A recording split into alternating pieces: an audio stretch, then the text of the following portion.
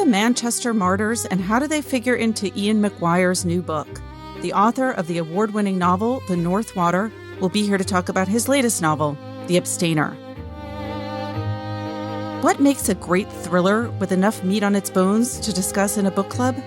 Elisabeth Egan will be here to talk about Romy Hausmann's Dear Child. Alexander Alter will give us an update from the publishing world. Plus, we'll talk about what we and the wider world are reading. This is the Book Review Podcast from the New York Times. It's October 23rd. I'm Pamela Paul.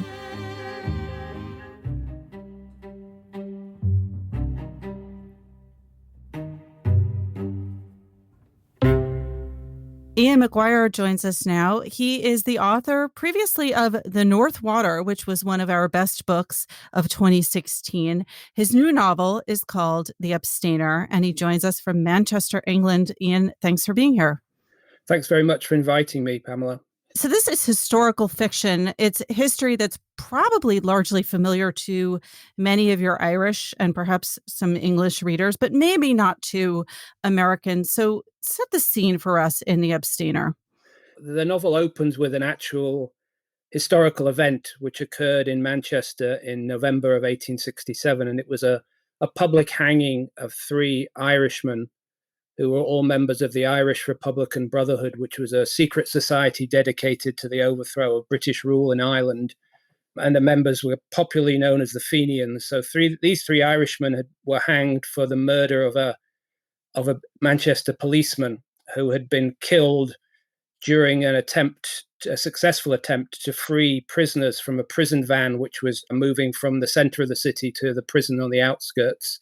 It was ambushed by about 40 Fenians with revolvers and axes and knives.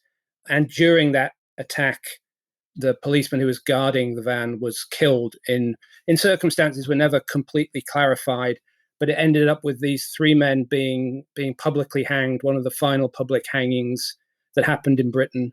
And that was the seed for the novel in my mind, and that's the event which opens the novel in chapter 1. So it was these three men were known as the Manchester Martyrs? They became known as the Manchester Martyrs, yes, very soon after this incident. So it was seen as a kind of overreach by the British government in many ways. There was a big question mark about whether it was actually murder, because the policeman may have been killed by accident. And there were also very large question marks over whether any of the three men had actually pulled the trigger. So they very quickly became seen as martyrs to the cause of Irish republicanism. And there were parades all over Ireland, I think in the United States, in certain Irish areas. And there were monuments erected to these three men, the Manchester Martyrs, in Ireland. And I suspect other parts of the world as well. Is this a story that you grew up familiar with? And if so, what made you want to return to it for this book? Actually, no, that was one of the reasons why I was intrigued by it. So I came across this when I was doing research for The North Water, and I was surprised and slightly embarrassed that I didn't know about this, because I've lived in Manchester for a long time, and I think I know something about the history. But it is an incident which has been largely, not entirely, but I would say largely forgotten within the UK. It is known about within Ireland, of course. So that was one of the reasons what attracted me, that it was something that hadn't really been written about very much and had been in some ways forgotten about. So it seemed like it was fresh ground for a novelist. But what about the story made it kind of fertile territory for a novel for you? Once I sort of began to think it might work as a novel, then I dug into it deeper, and I began thinking about how it might become a novel. And it became clear to me that it was going to be a novel about political violence, really, and about, you could call it terrorism. I mean, the Fenians are sometimes called a sort of early version of a terrorist organization. And I think that's a reasonable description of them, although it's still a controversial one. So that intrigued me very much, that I was going to be writing about men who were prepared to kill and die for a political cause. And in order to do that, I would have to start thinking about what psychologically allowed them to do that. And that also made me feel that although this was going to be a novel about the 1860s, it was also going to be a novel which had resonances for the present day, because, of course, terrorism is is very much still with us. And in Manchester, indeed, only about 3 years ago, we had a large terrorist incident. So it did seem to me a story which would work for the 21st century, even though it was set in the 19th. How close do you feel like you had to stick to the history in writing about real people? I mean, did that feel like a weight on you? Did it feel like a responsibility? Did it feel like an opportunity? Yes, I do feel like as a historical novelist or a writer writing about the past, you do have a responsibility to get things right as far as you can, I think. And I have tried to do that in terms of the details, and if there are actual people, then trying to sort of be true, or as true as one can, to the record of who they are and what they are. But I think one thing that I've discovered in by writing the North Water and also this novel, The Abstainer, is how large the kind of gaps are in the historical record. And I suppose that's a great opportunity for the novelist, that there is so much that isn't known about, that you have to fill in those gaps and you have to use your imagination to imagine what may have happened. And I think what you try and do is use your imagination in a way which coincides with what you do know, with what's the record, that seems to fit together, even though you can't be 100% sure that's what may have happened. Did you set out certain rules for yourself in terms of, well, it's okay to do this, but not that? I mean, I suppose the general rule I always have is you stick to the record unless there's something in the story which really sort of prevents you doing that. And then I think when you get to those points, you have to decide whether changing the history in some way is kind of ethically okay. So that's the only kind of general rule I have. And I didn't feel I distorted much or anything in the history here, although I do imagine a kind of hypothetical history, because after the hangings, of course, there were all kinds of rumors of revenge that would be taken by the Fenians, and all kinds of plans of plots that they supposedly had. And what the novel imagines is what would have happened if one of those plans actually took place. Well, your main character is fictional, so you didn't have to worry too much there. Tell us about Head Constable James O'Connor, the abstainer of your title. Yes, that's right. So he is a fictional character, although he is based on actual people. So he is a Dublin policeman who is sent to Manchester to help control the Fenians and help try and get to the bottom of their plots. And there were indeed Irish policemen who were sent over to Manchester and Liverpool and Glasgow to perform that task. So he's based on generally on those people, but more specifically, he has a more particular backstory and a history which is particular to him. So he is, as you say, the abstainer of the title. And what's happened to him in Dublin is his wife has died, and in his grief, he's turned to drink.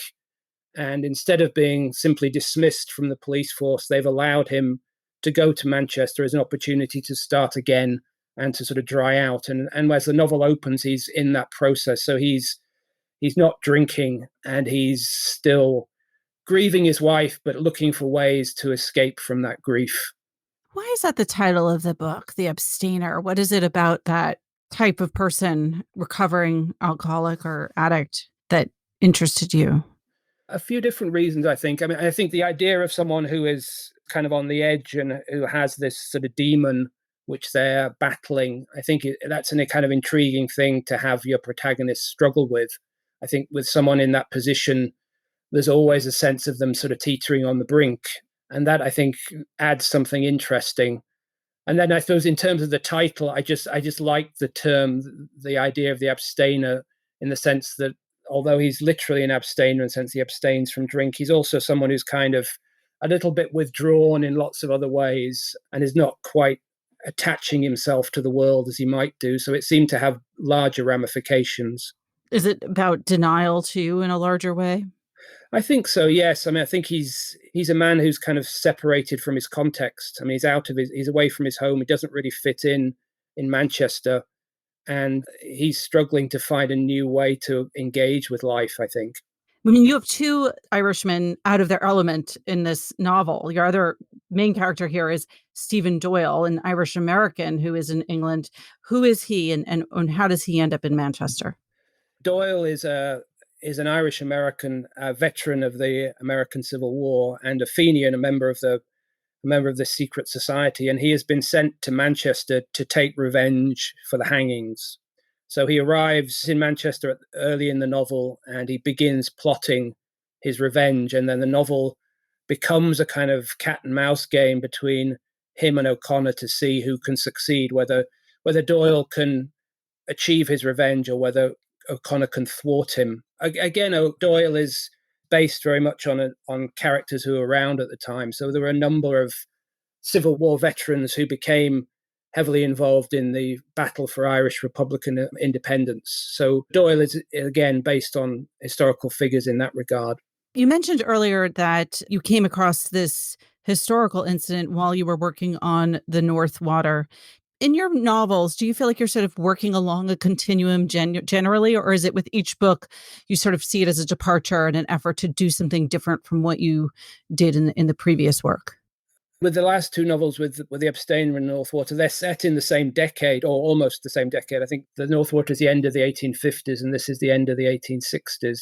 So there are connections in that regard. But at the same time, there are, in my mind, sort of significant differences. The most obvious differences being the setting. The North Water set in Baffin Bay, and this sense of the landscape of ice and snow being very important to that novel, whereas the urban setting, Manchester in the 1860s, the world's first industrial city, is equally important, but so strikingly different, I think. I mean, the North Water is I think of the North Water as kind of blindingly white novel, whereas this novel is all about sort of shadows and darkness and so on. So I suppose to answer the question, I think there are both continuities and differences. When I begin a new novel, you sort of spend the first month or so sort of slightly shaking off the old one and sort of finding out who the new characters are. And you have to kind of avoid just repeating yourself in that way. What stuck with you from the North Water? Like, what was hard to let go of? Henry Drax, who is the real villain of the North Water. An amazing villain. Yeah, I mean, he's such a powerful character. And it took me a while to sort of shake off his influence. It's funny because, I mean, the North Water is being adapted for TV, and Colin Oh, Farrell. good. Yeah. I wanted to ask because it just had to be. Yes, yeah, it's being adapted primarily for BBC, but I'm sure it'll be shown in the US. But Colin Farrell is playing Henry Drax, and I went out to see the filming, and I spoke to Colin a little bit, and he said, he's a hard character to shake off. So he was hard for him, and he was hard for me as well. He said, "I know." Yes. Believe me, I'm aware. Were you involved at all in the production of the TV show? Not directly, no, and that was fine with me. I mean, it was written and directed by a wonderful writer director named Andrew Haig, and it was clear from the start that he was going to do the screenplays. I mean, he showed me what he did, and I was very, very happy with it. And I think writing screenplays and writing novels is a very different skill. So I was happy to sort of sit back and let them do it. But I think it's going to be wonderful when it comes out. All right. I'm already looking forward to it. In terms of common threads between the two novels, it was notable to me. I'm assuming you read your reviews and that this won't be news to you, but both Colm Tóibín in his review of The North Water and Roddy Doyle in his review of The Abstainer, this new novel, compare your writing to that of Joseph Conrad. I mean, which is not a bad thing. No, no. Is he a conscious influence on your work? Is that someone you grew up reading and admiring? He is absolutely someone I grew up reading and admiring. Yeah, all through sort of my 20s and university and so on. So yeah, he's a fantastic writer, and it's a tremendous compliment to be compared to him. I think in this particular novel, he was a more direct influence than in the North Water, actually, because he wrote his novel The Secret Agent was a novel that I read early on when I was thinking about whether this would work. I mean, it's a novel about sort of terrorists and anarchist terrorists in London in the beginning of the 20th century. I think they're plotting to blow up the Greenwich Observatory, and he offers this fantastic sort of portrait of these kind of gang of ne'er-do-wells and strange sort of fanatical intellectuals. And so that was really helpful to me as a way of imagining what this group of terrorists might be like and how they might talk to each other. So yeah, he was tremendously helpful for this novel. All right. Well, I hope I don't embarrass you, but I also have to bring up two other names that you've been compared to in both in the previous book and in this. Cormac McCarthy, with regard to the North Water. And then in this one, for this one, Charles Dickens. I'm curious, when you hear these kind of comparisons, sort of what runs through your mind? Well, I'm again just flat. They're very flattering, and it's wonderful and amazing to sort of see myself in the same sentence. I mean, I think it's different. McCarthy absolutely is as a conscious influence, particularly on the North Water. When I was beginning to write the North Water, it was very different from my first novel, and I wasn't sure how to write a historical novel or how to write it in a way that I liked or would enjoy. And I thought about McCarthy's Blood Meridian, his great masterpiece, and I went back and read that, and that became tremendously helpful in terms of how to write about the past and how to particularly how to handle landscape. I mean, he's astonishing in his way he handles landscape. Dickens, again, like Conrad, is someone, of course, I've read since a teenager. I mean, I think with this novel, I think it's the city, really. I mean, Dickens is a great novelist of the Victorian city. I mean, his city is London, but again, he's very helpful about imagining what the 19th century city was actually like. I mean, Dickens did those famous night walks where he couldn't sleep. He would just walk around London, and that feeds into his novels. So yeah, I think I did definitely go back to Dickens just as a way of reminding myself what the terrain of the 19th century British city was like. The fog. The fog, the shadows, the soot. I mean, that's the amazing thing, that even if you see photographs from the early 20th century Manchester, because of the smoke, everything is black. The buildings look like they've been carved from coal. It's kind of an amazing thing. All right, listeners, start with black, start with the Abstainer, the soot, the dark, shadowy Manchester novel, then go to the North Water for the white novel. And then by the time you're done, hopefully that BBC series will be out over here or wherever you are watching TV. Ian, thanks so much for being here.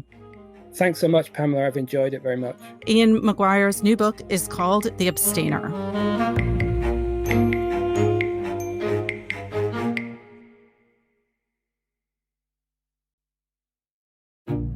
So here's a request for our listeners. I get lots of feedback from you, some complaints, lots of kind words. Really appreciate it. You can always reach me directly at books@nytimes.com. I will write back. But you can also, if you feel moved to do so, review us on any platform where you download the podcast, whether that's iTunes or Stitcher or Google Play or somewhere else. Please feel free to review us and, of course, email us at any time. Elisabeth Egan joins us now from Montclair, New Jersey, to talk about her latest pick for group text. Liz, thanks for being here. Pamela, thank you for having me. So your pick this month for October is a thriller. Tell us about Romy Hausmann's Dear Child. Well, this is the first thriller I've chosen for group text because I think thrillers are underrated as book club reads. And this one in particular caught my eye because it tells a story that I'm inclined to enjoy. It's an escape story. It begins with a woman leaving a small cabin in the woods where she's been held captive, and she's making a mad dash for freedom. And she's being trailed by a little girl who calls her Mama. And you quickly start to wonder if she is in fact the mother of this little girl. And what unfolds is a story of a woman who has suffered pretty unimaginable abuse, who is rebuilding her life. And you piece together the story of her captivity. It's both upsetting and also thought-provoking and has a huge twist about a quarter of the way through. All right. Well, I love upsetting, which you know, but I also want to assure people that we are not going to reveal any plot twists here. So we will not go past that quarter of the way through to talk about what that twist is. So just if you're worried about that, listeners, stop worrying. I promise we won't spoil the plot. How much is plot a factor for you, Liz, as a reader of thrillers? I would say when it comes to thrillers, for me, plot is just about everything, because I'm not really coming for lyrical language or issues to sink my teeth into. Although in this book, you do get those as a bonus. But the plot is what propels you through. And the character development is also excellent. Is it those extra issues that made you think, okay, this could be a book club thriller? Because I imagine with a lot of them, right, there's sort of not enough there to maybe keep you going. Absolutely. The book club. Absolutely. In this case, there's this very interesting side plot about media coverage of kidnapping and how media coverage affects the investigation and the outcome, and also the family's experience of missing someone they love. Liz, I feel like I detect in you a kindred soul in that. Are you a reader of kidnapping memoirs? Pamela, I'm ashamed to tell you, I read them all. What's the best? I love Elizabeth Smart's books. I think she has written 2 books at this point, but I followed her case really closely. And I find her take on her survival really inspiring and also, of course, really sad. What about J.C. Dugard? She wrote a book around the same time about her own experience.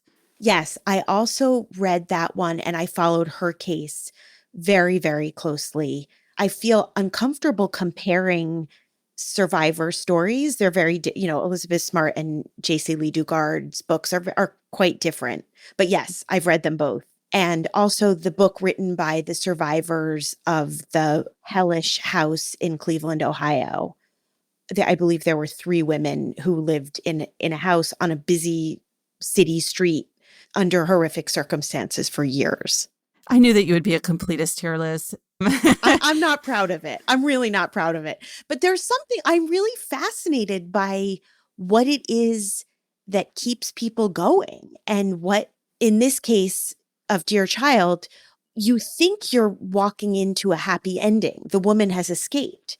And what unfolds is almost as nightmarish as what she survived. All right. So there are echoes of Room here, of course. When I first read the description of the book, I thought, wow, this is Room all over again. But it's really not. It really takes a turn that is completely different from Room. The story is told from 3 different points of view. The point of view of the woman who escaped, the point of view of the little girl who's following her, and the point of view of a man named Matthias, who is the father of a woman named Lena Beck, who was a student in Munich who disappeared 13 years earlier. So you see the story from several different pairs of eyes, which I like. Tell us a little bit about the author, because she included a 3-page CV in the book, which is kind of unusual. Yes, I loved that. I don't know if this is a strange publishing phenomenon, but I always read the author's note or the acknowledgments before I read the book, even if it's at the back.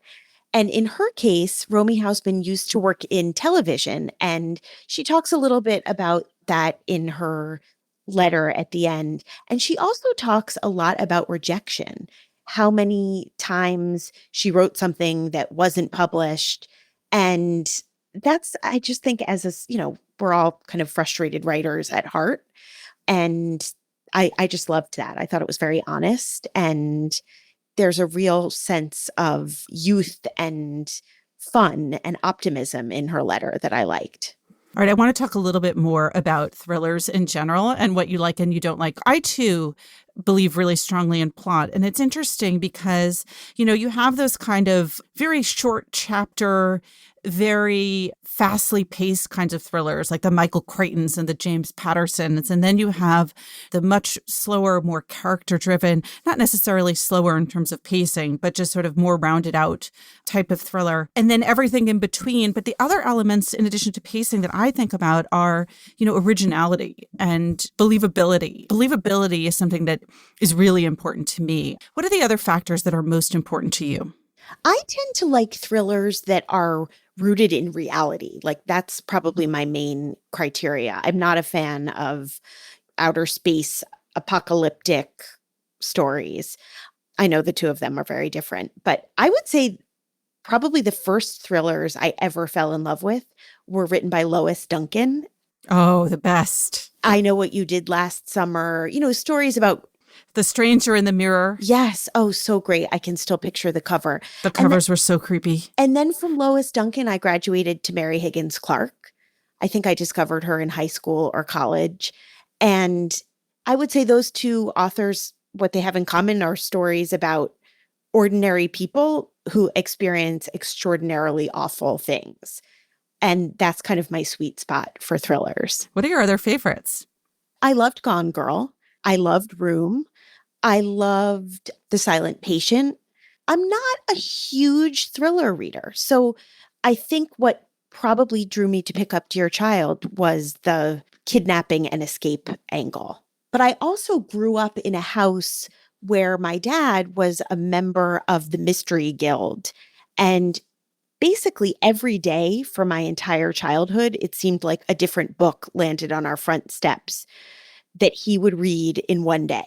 So every day, 365 days a year, I would say my dad completed an entire book. Maybe occasionally it would take him 2 days to read a thriller. But in the room where I did my homework, there was an entire wall of bookshelves, and they were all thrillers, with the exception of a couple Nancy Drew books that my sister and I read. So I just was surrounded by and steeped in thrillerdom and mystery books. And sometimes I think it's an area of reading where I feel slightly less well-rounded than I do in other areas. And I sometimes think that's a little bit of a rebellion against my own family. You know, I have to say, I'm very emotionally stuck in the phrase the Mystery Guild, because that's something like I had completely forgotten ever existed. But once you said it, I could see the typeface. I could see the magazine advertisement. I remember sort of thinking like, well, that's a club that like is a little bit scary to join. Well, remember the Scholastic book clubs that we used to order books from as kids, that it came on newspaper paper, and you would pick out your books and they would arrive. I remember my dad sitting in his chair in the living room going through the Mystery Guild catalog, which looked very similar, and checking off basically everything. And also the Book of the Month Club. That was another club that we were loyal members of in the Egan household. Another comparison you make in your column this month is to Angie Kim's Miracle Creek. And I want to just digress a little bit and talk about that book, because that I think came out last year or the year before and got a lot of attention, and I didn't read it, but now it intrigues me. It is really, really worth picking up. It's about, and I read it when it first came out, so I forgive me if I'm getting some of the details wrong, but it's about a family, an immigrant family who invests in this kind of decompression chamber. I think it's like almost like a hyperbaric chamber in their yard, and people who have all kinds of different ailments come and they get locked into this tiny chamber together to heal whatever it is that they're suffering from. And the book begins with a terrible accident where they're all, I think there are 8 or 9 people in this tiny chamber, and something terrible happens and it leads to a murder trial. And it is sort of equal parts domestic family drama and courtroom drama. All right. One of the great things you do with this column each month is suggest questions for discussion, whether it's at a formal book club session or in a group text with your friends. Leave us with one of the questions that you had with this book, Dear Child by Romy Hausmann. What's the thing that you would most want to talk about with fellow readers? The idea of loyalty within a family, and how a huge tragedy can tear apart the fabric of a family, what holds them together. And also, I touched on this earlier, but the idea of what it would be like to be part of one of these major tragedies that gets covered ad nauseum in the news, and how the news coverage would affect not only the outcome of a case or a tragedy, but also the way your family responds to it. Who would not want to be in a book club with Liz Egan? Liz, thank you so much. Pamela. So much This fun was talking so much to you. fun. Good to hear your voice. Elisabeth Egan is an editor at The Book Review, and she also writes our monthly group text column.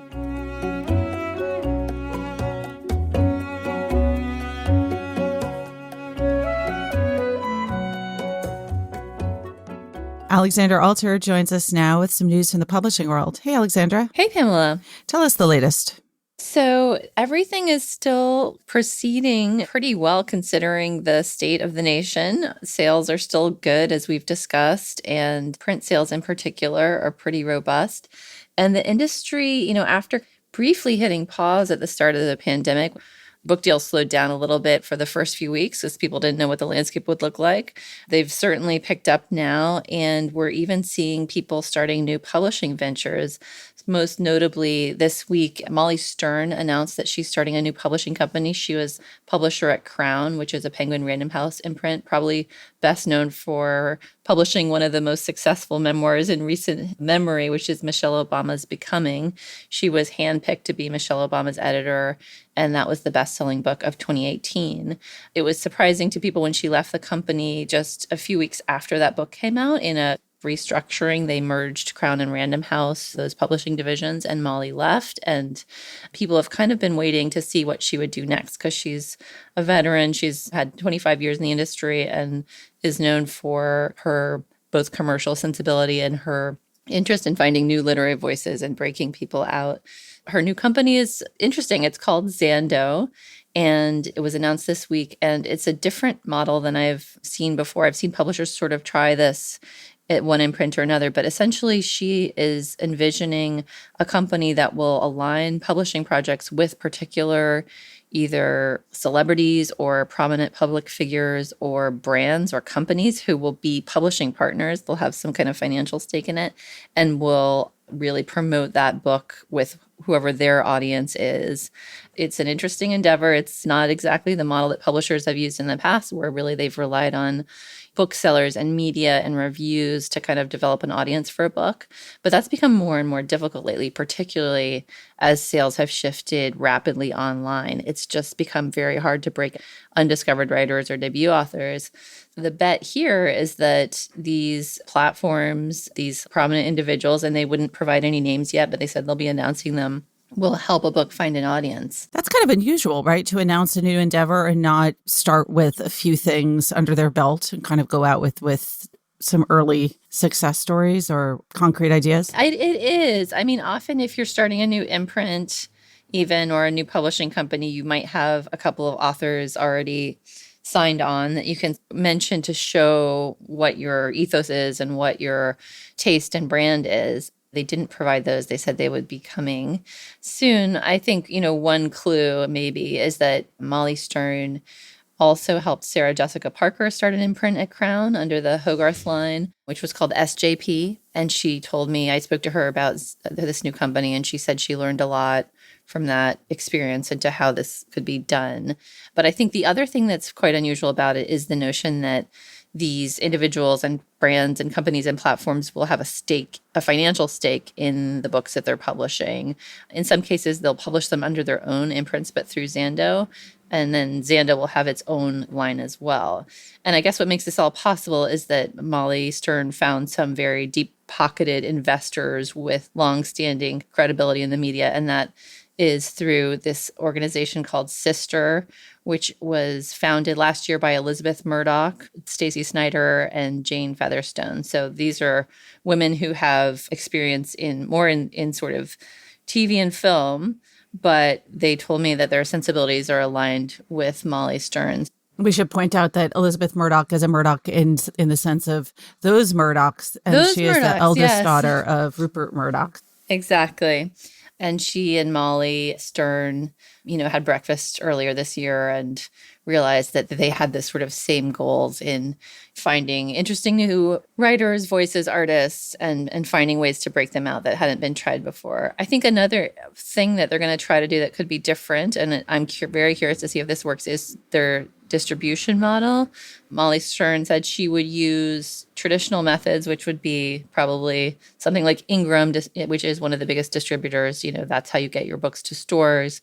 Or, some publishers sign up with a larger publisher like Penguin Random House, which distributes books for dozens of smaller publishers. But she's also looking at new distribution models like direct to consumer. So if she is aligned with these large companies and brands, and again, we don't know who they are, I think that will tell us a lot once they start naming them, you might see a new model of selling directly to consumers, which publishers have always been very wary of trying because you don't want to alienate, obviously, Amazon, certainly Barnes & Noble, even your independent booksellers, because those are the retailers that have supported books and built up business over decades. And so it's very tricky. But I think if you're an independent publisher, you have the flexibility to try that. And if you have the backing of another large company or somebody with a huge platform, it could potentially work. So it'll be interesting to see how all that shakes out. Well, Molly Stern was such a huge figure in the publishing world, very well connected. Some of these big successes, from Andy Weir to Sarah Jessica Parker. God, what else did she do? Did she do Gone Girl? Gone Girl, yes. Ready Player One. And then some award-winning nonfiction like Evicted by Matthew Desmond. Obviously, Michelle Obama. Michelle Obama. And then some interesting works in translation like The Vegetarian by Han Kang, which also won awards. So yeah, across the gamut from big blockbuster stuff to more experimental literary fiction or works in translation. Ever since she left Crown, I think people have just been wondering, what's she going to do next? What's she going to do next? So it'll be really interesting to see how this pans out. I agree. And it'll be interesting to see how all her longstanding relationships in the industry come to play out. Will she get some of those authors to come over, to her new company and experiment with this new model? It's a little risky, but she does have those relationships. So we'll see who she'll be publishing first. All right. There's other news afoot in the publishing world. Tell us. Yes. In addition to a new publishing company, we've seen some imprints closing. This week, Macmillan announced that it's closing one of their imprints, which is called, somewhat confusingly, Imprint. And it was started in 2014. And as a result, I think 6 positions are going to be eliminated. That's according to Publishers Lunch, which reported on this.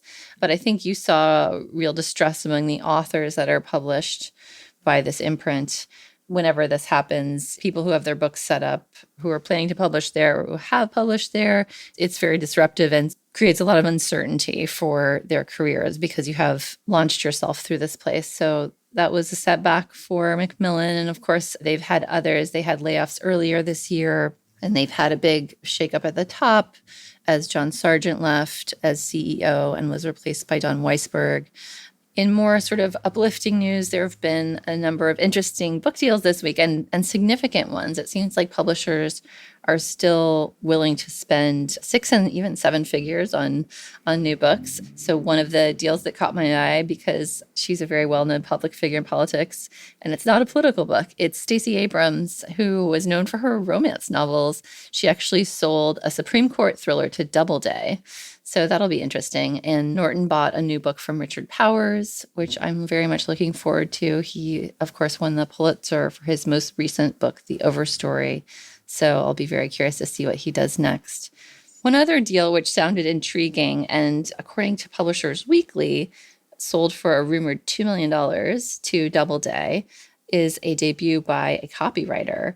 And this was one of the deals that occurred at Frankfurt. And that's one of the fairs that often produces some of the year's biggest book deals typically. And I was curious if the pandemic would kind of put a damper on that, but apparently it hasn't.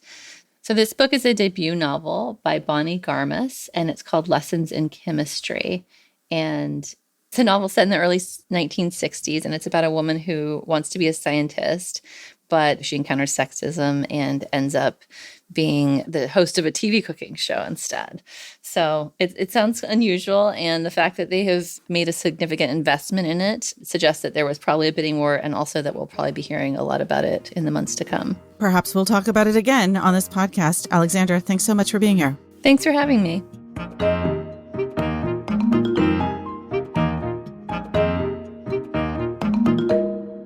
Joining us now to talk about what we're reading, my colleagues Greg Coles and Lauren Christensen. Hey, guys. Hi, Pamela. Greg, let's start with you. What are you reading right now? I'm reading a novel called Pig Earth by John Berger. Berger is best known as a British art critic. He wrote a book called Ways of Seeing that is still used in college art history classes. I read it myself in college. I'm sure some of our listeners did. He was also a novelist. He won the Booker Prize for a novel called G in 1972. And this book, Pig Earth, is the start of a trilogy that he wrote. The trilogy collectively is called Into Their Labors. And it's about kind of the decline of peasant life. It's set in a small village in the French Alps in contemporary times, the late 70s, but it feels like a time removed from time, a place removed from time, because it's these peasant rhythms harking back thousands and thousands of years. It opens with the slaughter of a cow, moves on to the birth of a cow, and he's written an introduction to the book that says very explicitly that he's writing it as kind of a counter narrative to capitalism, that peasant life is this kind of counter narrative to a capitalist society. Peasants have a peasant economy. It's all about just survival. And the book is written in little fragments and anecdotes and vignettes and poems. It's very much a collage of peasant life more than any kind of straight narrative. In that way, it reminds me a little bit of like Michael Ondaatje's early novels, Coming Through Slaughter, or the collected works of Billy the Kid. It's got this very impressionistic feel, but it's impressions of village life in the French Alps, and it's kind of riveting that way. Very physical, very violent, lovely, lovely writing. Although I have to say, incredibly silly dialogue. It's not his strength as a novelist. He has characters saying things like, "Jesus, Marie, and Joseph, the devil has seized me by the collar." It's just very silly. But then, he goes on to lovely, lovely passages of description, even of incredible violence. You get this sense of how hard Scrabble life is there.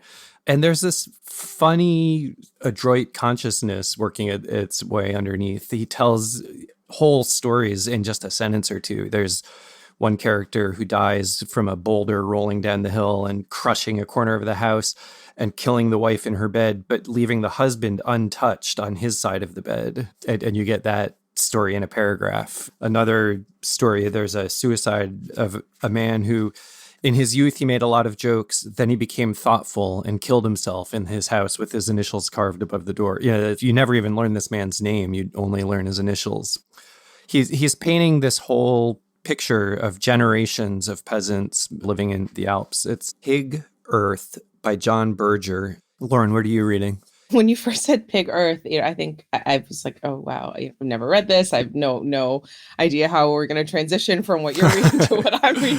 But the themes sound really resonant. I'm reading, it's my first Octavia Butler book. It's called Wild Seed, and it's in a tetralogy. It's called Seed to Harvest. I'm really not a sci-fi person or fantasy. Those the genres have never really appealed to me. But I was at a bookstore, and the owner was so insistent that I read Octavia Butler. And so I picked this up. I gave it a try. And, it was written, I think, 1980, 40 years ago. The themes are so timeless. It's about a man and a woman. Their names are Doro and Anyanwu, and they've both been alive for centuries. He has this special ability to assume the body of whomever he kills. And he's a very violent man, and he has this ambition to start a new society, a new seed of humanity. And he wants to breed children who, like him, will never die. And he finds this woman, Anyanwu, who has also been alive for a very long time. Her power is to take whatever shape she chooses, and she doesn't have to murder to do this, and also to heal others. The two of them form this kind of unlikely marriage. She's very resentful of his powers. And the themes are really about shape-shifting between genders, races. He can become a woman, she can become a man, and how their bodily manifestations really complicate and enrich the power dynamics between the two of them, and also their sexual relationship. And they are both tribal people originally, but as they encounter white men, and it begins in the 1600s, the next chapter is in the 1800s, then you're a little bit after slavery. And I mean, it's going through the history really of America and the slave class, the working class, and its relationship with the dominant class. And they're able to shapeshift between, black and white, and the way their actual personalities change concurrently with their outward appearances is such a strength of Octavia Butler's. And to me, there is a lot of magic, and there's a lot of fantasy elements, they don't seem at all gratuitous. Not a hair is out of place. Everything feels like it's a really purposeful suspension of disbelief to illuminate some really crucial aspect of humanity that I think is just incredibly relevant to be reading right now. I know everyone starts with Parable of the Sower, and I'll read that eventually. But Greg, the writing, I will say, is not what yours sounds like. This one is very biblical, or like almost, it's a very epic quality, almost like Odyssean in its tone, but the themes seem related. So are you a convert? I think so. There are so many books in this tetralogy. So I will finish this one, and then I'll have to read Parable of the Sower because that's what everyone talks about. Pamela, what are you reading? I just read 2 books that I probably on the surface are going to sound very different, but there are actually some really interesting common threads. So the one I read first was Real Life, which is a novel by Brendan Taylor. It's a debut novel. I think it's a largely autobiographical novel. The second book is The Elephant in the Room, One Fat Man's Quest to Get Smaller in a Growing America by Tommy Tomlinson. Both of the authors are Southern. They are both from, I don't know, strictly speaking, what level of poverty, but certainly not people who are well off by any stretch of the imagination. And there is an empathy and an emotional truth to both of these books about very different ways of feeling really isolated and left out and apart and different and misunderstood. So I'll talk about Real Life first. And Lauren, I know that you read this novel, so I'm eager to hear what you thought. But Real Life is the story of a young Black gay grad student, a science grad student, Wallace. And it takes place over the course of a weekend. And it's really the story of a relationship on its surface. But I think for me, what rang most true and important was just the portrait of a person in his 20s. And there's an immediacy and an intensity to the way in which Brendan Taylor writes about this person's emotional experience that, for me, really brought me back. I'm a little bit, just a teeniest bit away from my 20s at this point in my life. And Same. Yeah. But the last time I remember reading a book that made me feel what I felt during a decade, a certain time ago, in this way was John Green's YA novel, The Fault in Our Stars, which made me remember, like ever so briefly on a gut level, like, oh yeah, that's what it was like when you were a teenager and you like had an incredible crush and you fell in love for the first time. This book made me remember what it felt like to be in your 20s, where you not only are suffering through the incredible emotional throes of relationships, but also trying to figure out who you are and where you fit into in the world. And Brendan Taylor, the author, was also a science grad student. So one has to wonder if this was the calling that he came to after realizing that perhaps a life in science was not what he wants. It's a really promising first novel. He's a really good writer, very observant. His character descriptions are great. Lauren, what did you think?